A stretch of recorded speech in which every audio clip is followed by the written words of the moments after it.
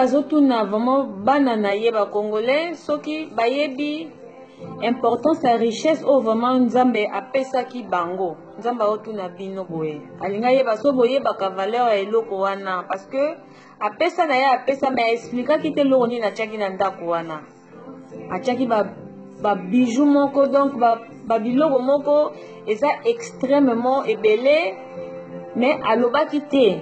Sikoyo soki bana mayele baza na kati ya ndako wana nde baocomprendre biloko wana importance ya biloko wana.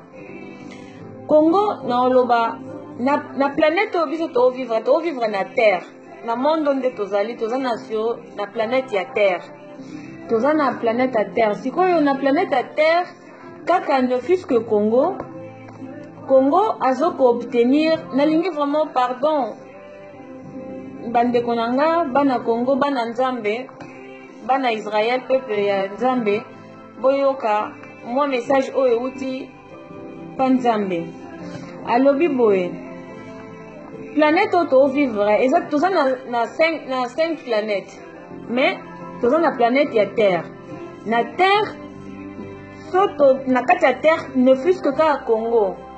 Sur 100%, Congo a obtenir une bonne partie à terre, et ça 30% de la terre au Congo a obtenir. C'est quoi ce total concernant maï de l'eau Congo a possédé en gros 70% na kati ya terre. Bon, na 30% au a possédé partie à terre au Congo a possédé, et ça la capacité à nourrir le monde entier. Ils ont la capacité à nourrir le monde entier. Et ça vraiment trop grave. Au moins, biso tovandia en Europe, basa na soleil te. Soleil, basa souvent quand na lili, hiver. Soleil, ils ont un système mebele, ils ont na rayon soleil wana, ils ont ba courant, ils ont pesa biloko bele, ils ont produit ba mebele wana ka système ya soleil. Sikoyo Congo azana moyi ebele, Afrique ezana moyi ebele, ezoko produit ba système wana ekobenda epesa courant. Siko ba biloko wana ba koko na biso na ba époque coloniale ba importance ya makambo wana te. Na ebite bazali na ba appareil en mesurer te, ba yebaki vraiment ba géographie te, ba yeba makambo ebele te, mais ba mindele na ebite mayele bazalaki nango, bango nzambe apesa bango mayele. Mais ba africain nzambe apesa bango ba richesse biloko baminde bazali na mayele bakomprenaki bamakambo wana bamoni ba makambo wana. Sikoyo na terre oyo ya 30% au Congo aza nango aza na capacité ya renourrir monde entier na babiloko oyo ezoproduire na kati wana. Sikoyo nga naza na Allemagne bazali na bazwaka courant na Rusland na Russie. Rusland biso benga ngo Rusland na Russie eza Poutine tazali mukonzi na bango. Poutine sikoyo azolinga apesa bango embargo, alingi susu kopesa bango courant te parce que l'Europe baza na eloko te, bazwaka biloko par-ci par-là, bazwaka ba 10% ba 20% na ba pays eux permettre bango ba vivre. Sikoyo Poutine alingi kopesa bango lisusu ba pourcentage na bango te wapesa bango ya courant. Sikoyo bango ba allemand baza na kati ya makambo oyo bayebi ke baopimela bango courant pa Poutine na Rusland basali que d'ici 2025 babenda système solaire wana peut produire bango courant awa na kati ya Europe na Allemagne bazwango eza na Europe mobimba bazwango. Donc basali projet na bango ti 2025 yango bozomona bazo soutenir ba allemand bazo soutenir ba Rwandais po ba Rwandais baotekela bango mboka bazo piller biloko sur tous les points. So totali na coltan na matière o etali coltan ba découvrir sous coltan na kati ya Kasai.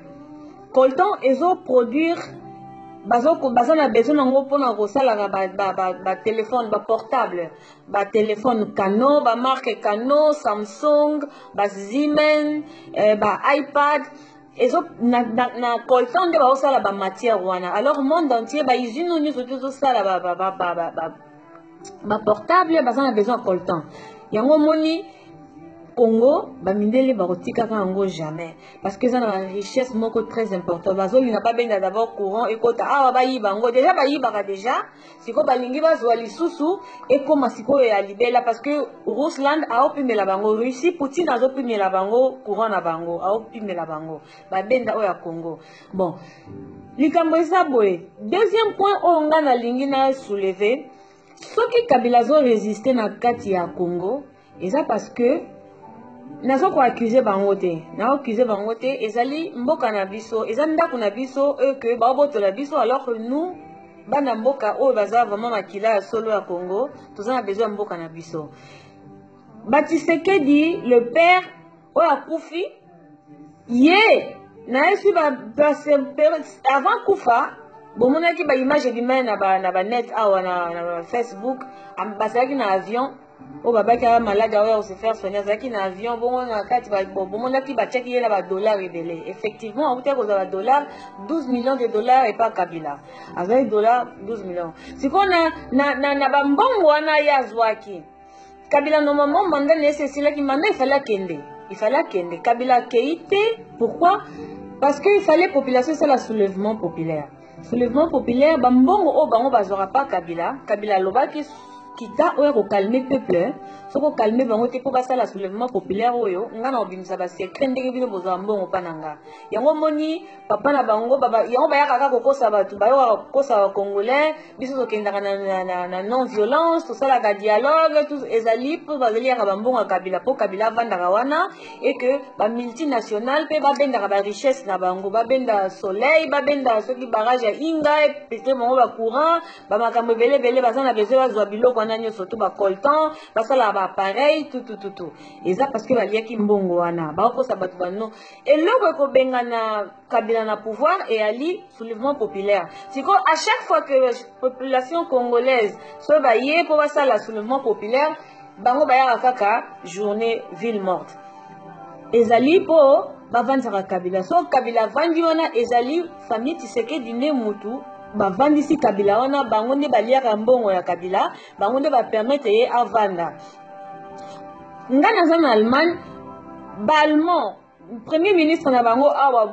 Bundeskanzler na bango Bundeskanzlerin na bango Angela Merkel aza na kati yango bango tout bazo soutenir pouvoir wana po baza na besoin comme Poutine a opimela bango courant babenda courant wana babenda soleil wana e ya awa po bazwa courant ya ofele eza biloko na biso ya ndako na biso Congo eza na ba richesse moko énorme et vraiment que ba congolais mo bango moko bayebi te bato bayebi ba politiciens na bayebi ba vérité bango bateki bango basombi bango bazopesa bango bambongo bazo corrompre bango na mbongo ya biso moko ba congolais. Regardez vraiment ata bino moko nano mbongo ya biso moko ba corrompre bango lisusu soki ba rwandais ba multinational bato wana nyonso bayeba ke mboka neza na importance ils allaient déjà quitter depuis longtemps. Ils allaient déjà partir, nous laisser en paix. So bazo kenete bazo résister, c'est parce qu'il y a des choses là très importantes. Et que na biloko wana ba corrompre ba congolais po ba kanga munoko po ba lobate po bango ba yibaka et que ça la congolais nyonso tout malamu. Donc ba politiciens nyonso bateki Congo, batiki Congo ndenge na population ekufa bango bazozwa bambongo ba millions, ba population ba bomba bazo ko exterminer na Kasai dernièrement bazo bomba bomi famille Tshisekedi lisusu azwaki lisusu mbongo asombaki siko population po baboma bango yango moni bazo sala eloko te baboma bandeko na bango na Kasai bazoloba te c'est parce que bazwaki déjà bambongo et Katumbi apesa bango lisusu 13 millions de dollars pour bazong c'est la Kabila pour peut-être ba benga na Kabila pour parce que yebe Katumbi azolinga akoma président na Congo. Vraiment je vous assure ba maman ba papa Congo ezanda kuna biso nzambe alingi te totika ndako wana. Alors c'est le moment de se lever to la mukato bundela mboka wana to sangana to botola bango na osenga na bino nyonso tout vraiment famille Tshisekedi bango nde baza bandoki ya Congo aujourd'hui nayaki kaka napesa message vérité.